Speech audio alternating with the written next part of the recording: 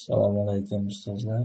Informatika fanidan 2025-2026 o'quv yilida asosiy olimpiadaning tuman bosqichida tushgan testlar yechimlarini ko'rib o'tamiz.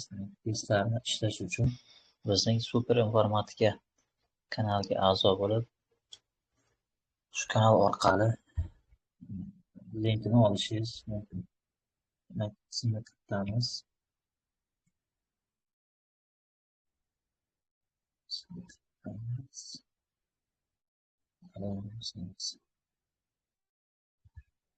Birinchi savolimiz quyidagi qurilmalardan qaysi biri kiritish qurilmasi hisoblanadi deyapti. Endi bu yerda ko'rishimiz mumkin. Birinchi bu printer, hammamiz bilamiz, bu chiqarish qurilmasi. Monitor, bu ham axborotlarni chiqarish qurilmasi. Klaviatura to'g'ri javob bo'ladi. Bizga ma'lumotlarni kiritish qurilmasi hisoblanadi. Bu yerda plotter ham chiqarish qurilmasi hisoblanadi.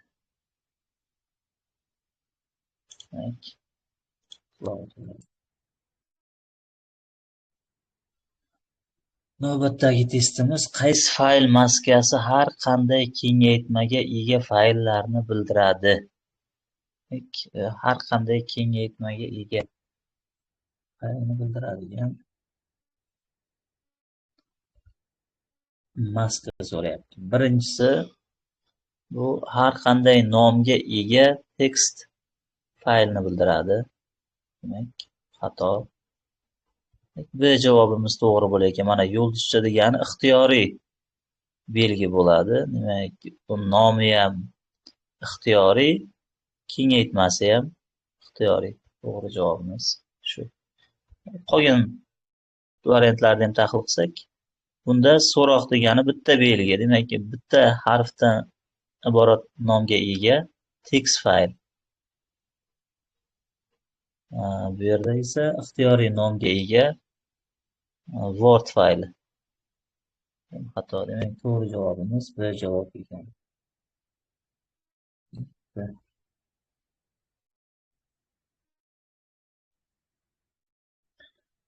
Navbatdagisi quyidagi manzillardan qaysi biri Oral VIP manzil hisoblanadi?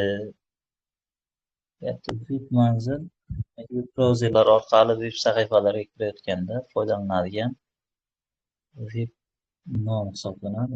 A javobimiz to'g'ri bo'ladi. Demak, domen nomi, sayt nomi, protokol nomi yerda. Bu yerda B javobimiz IP manzilning maskasi hisoblanadi. Demak, C javob esa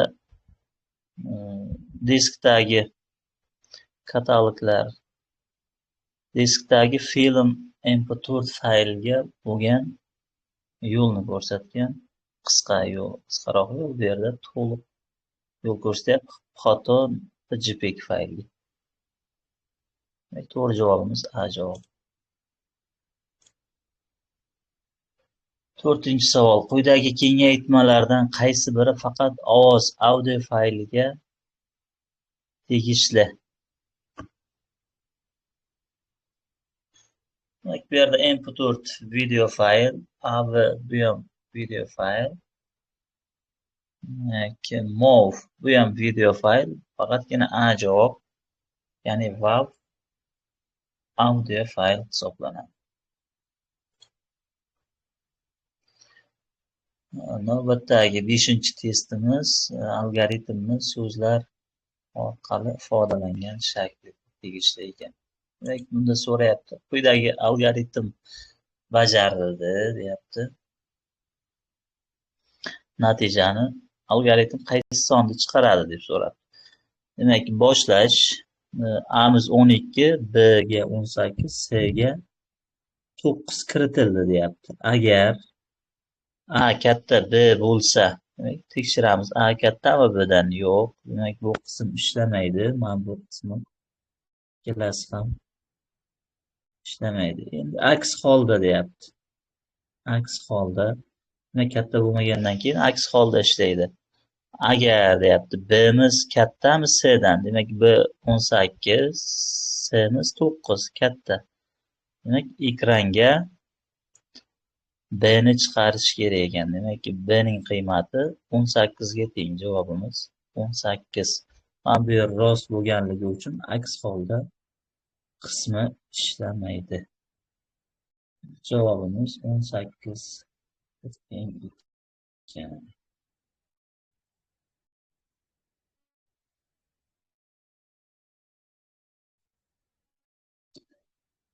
Oltinchi testimiz.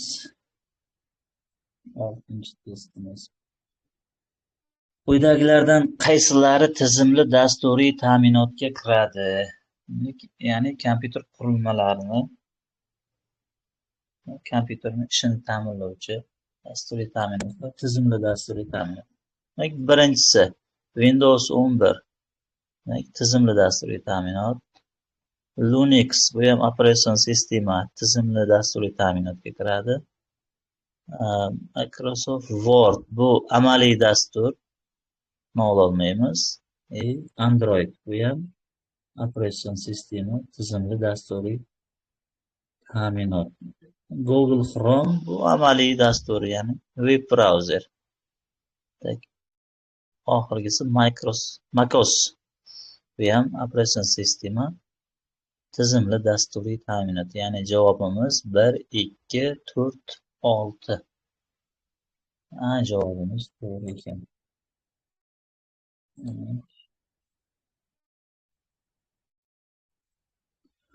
Davom etamiz.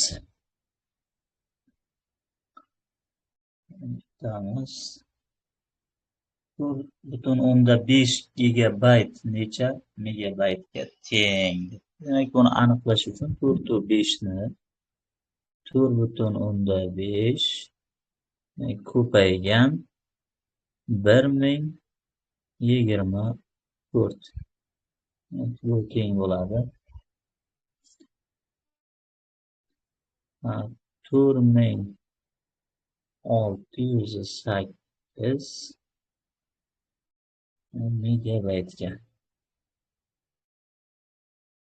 Demak, olimpiadada e'tibor beramiz. Mana bunaqa bosh harf bilan yoziladigan bo'lsa, megabayt, gigabayt hisoblanadi. Agar B kichkina harf bilan yozilsa, megabit, gigabit hisoblanadi. Shuni e'tibor qilishimiz kerak.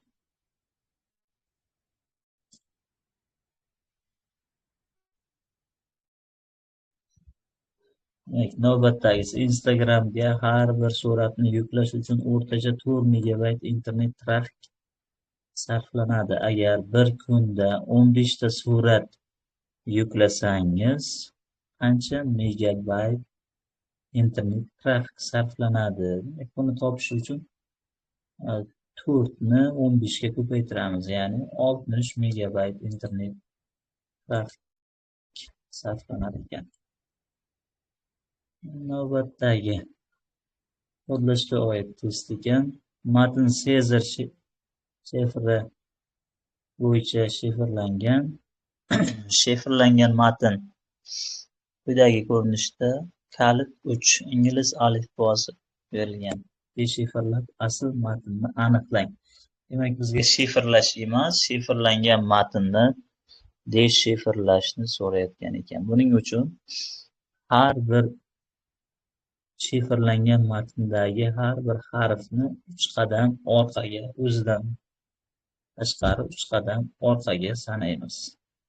Ya'ni K harfidan 3 qadam orqaga. 1, 2, 3, H.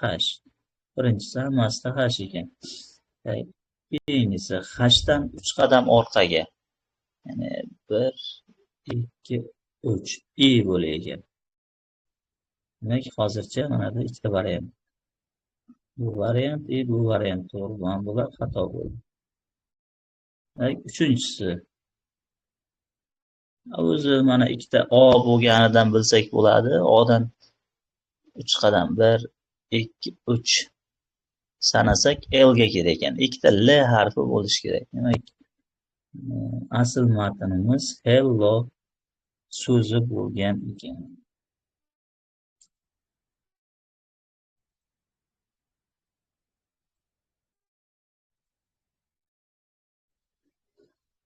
Va 10-chi testimiz faqat xotira qurilmalari berilgan javobni toping. Faqat xotira qurilmalari. Birinchisi ROM, ya'ni doimiy xotira. 2 SPU, protsessor, bu xotira hisoblanmaydi. 3-si RAM, tezkor xotira. Demak, sert buni, keyingi 5-si SSD, bu ham mustahkam disk edi, bu ham xotira hisoblanadi. Demak, bizda javob 1, 3, 5 ekan. 1, 3, 5 C javobimiz to'g'ri ekan.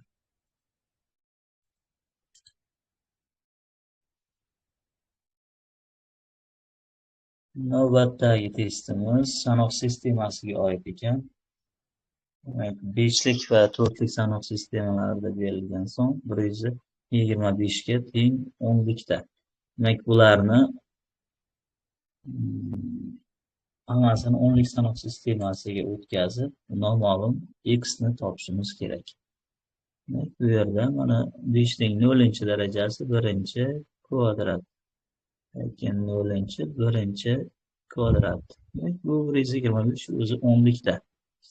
Birdan yozib ketaman. Bu yerdan 3 ko'paygan 5 ning kvadrati 25. 25 plus 5 x plus 1 plus demak 16x 16x plus 4 plus 3 teng ekan 125 ga. 125. Shunda x larni bir tomonga to'g'rilab olsak, 21x teng bo'ladi. Mana bu yerda 75, 76, 80, 83. 125 dan 83 ni ayirsak 42. 42 ga teng ekan. Demak, bu yerdan x ni topadigan bo'lsak, noma'lum x'imiz 2 ga teng ekan.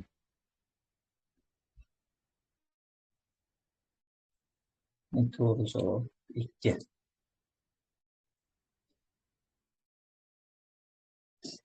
Demak, mantiqqa oid testimiz.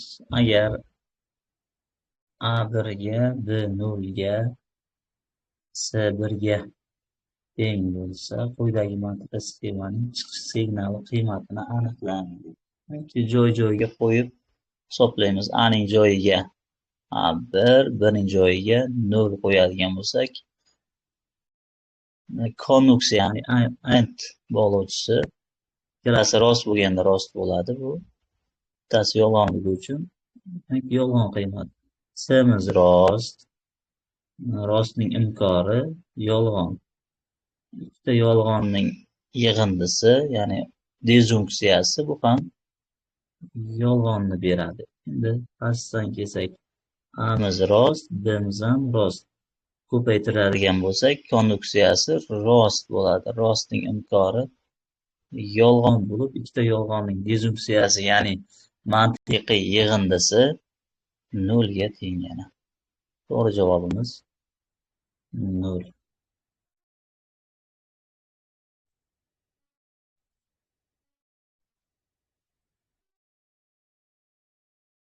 Davom etamiz. 13-chi testimiz Python dasturlashtirilishiga oid ekan. Demak, quyidagi kod natijasini aniqlang debdi. Kodni bir tahlil qilib olamiz. Demak, P ga 1 qiymat, E ga 5 qiymat berilyapti. Demak, E katta yoki teng 1 bo'lsa, quyidagi siklimiz ishlaydi. Demak, shart beryapti. E ni demak 2 ga bo'lsak, qoldiq qat'iy teng 0 mi deyapti. Ya'ni E juft bo'lgan vaqti uni ko'paytmasini hisoblashimiz kerak ekan. Bu yerda E qanday qiymatlarni oladi? Demak, bittadan kamayib borganligi uchun doim bu yerda E boshida 5 bo'ladi. 5 teng 4, 3, 2, Bir uchun ham ishlaydi. Mana bu tenglik bo'lganligi uchun bir uchun ham ishlaydi. Demak, bu shartga javob beradiganlari bu yerda mana bu yerga tenglik qo'yib yozamiz. Shartga javob beradigan, ya'ni juftlarni ko'paytiradi. Demak, bu birga teng bo'lgan bo'lsa, 4 ni ko'paytiradi birinchi, keyin 2 ni ko'paytiradi. Natijamiz 8 bo'ladi. Mana bu yerda har safar 1 ni ayirib kamaytirib ketaveradi. Birinchi 5 keladi, 5 uchun ishlamaydi. Keyin 4 keladi, 4 mana bu yerga ko'payadi. 1 ni ayirib 3 bo'ladi, 3 uchun ishlamaydi. 2 keladi, 2 ni ko'paytiradi. Yana 1 ni kamaytirib 1 keladi, 1 uchun ishlamaydi. Natijada oxiri P ning qiymati 8 ekranga chiqadi.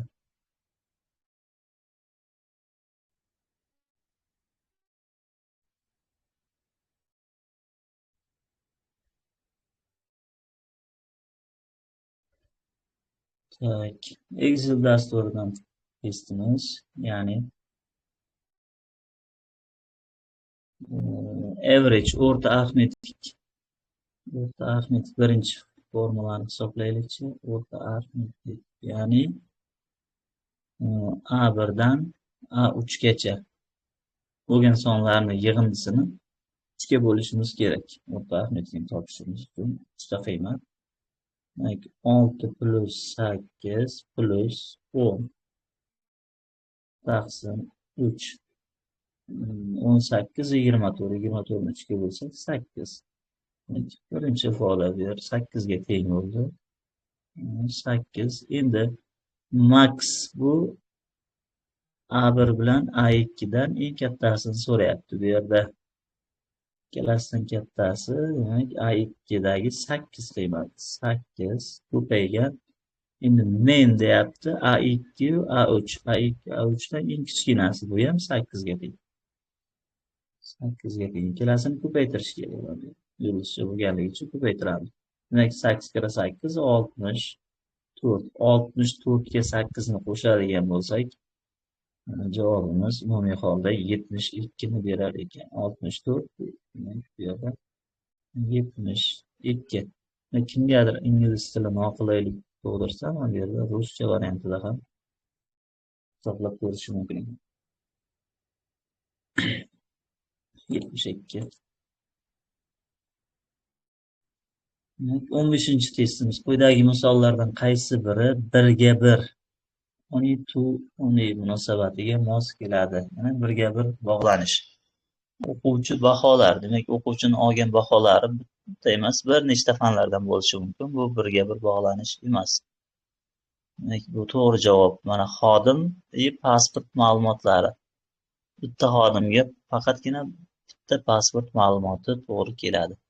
Demak, talaba kitoblar, talaba kutubxonadan olgan kitoblar soni bir nechta bo'lishi mumkin. Bu 1 ga ko'p bo'lib qoladi. Mijoz buyurtmalar, bitta mijoz ko'plab buyurtmalar berishi mumkin. Bu ham 1 ga ko'p. Demak, bizda to'g'ri javobimiz 1 ga 1 munosabat bu xodim va uning pasport ma'lumotlari o'rtasida bo'ladi. 16-chi testimiz. RGB tizimida har bir rang kanalining maksimal qiymati nechiga teng? Demak, eng katta qiymati 255 ga, 0 dan 255 gacha. Demak, RGB'da eng katta qiymati 255, eng kichik qiymati 0 ga teng.